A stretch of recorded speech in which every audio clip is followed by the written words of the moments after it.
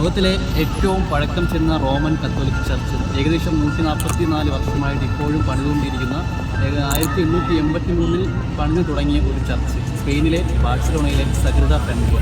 പണി തുടങ്ങിയിട്ട് 144 വർഷങ്ങളായി ഇതുവരെയും പണിതീരാത്ത ലോകത്തിലെ ഏറ്റവും ഉയരം കൂടിയ ക്രിസ്തീയ ദേവാലയം ലാ സഗ്രദ ഫാമിലിയ.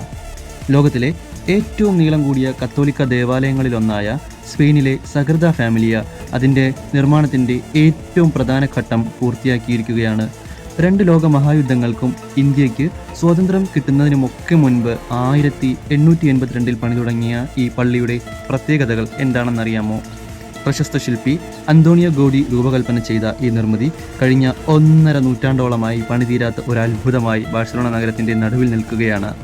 എന്നാൽ 2026 ഫെബ്രുവരിയിൽ ഇതിൻ്റെ ഏറ്റവും ഉയരം കൂടിയതും ഏറ്റവും പ്രധാനപ്പെട്ടതുമായ ടവർ ഓഫ് ജീസസ് ക്രൈസ്റ്റ് എന്ന ഗോപുരത്തിൻ്റെ പണി പൂർണ്ണമായും കഴിഞ്ഞു.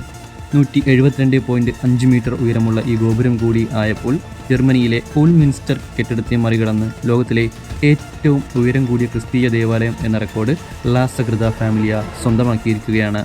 ഇക്കഴിഞ്ഞ 2026 ജൂൺ 10 ഇതിൻ്റെ ശില്പിയായ അന്തോണിയോ ഗോഡിയുടെ 100ാം ചരമവാർഷികം. അദ്ദേഹത്തോടുള്ള ആദരസൂചകമായി പോപ്പ് ലിയോ 14 നേരിട്ടെത്തി ഈ പ്രധാന ഗോപുരം ഉദ്ഘാടനം ചെയ്ത് ആശീർവദിച്ചു.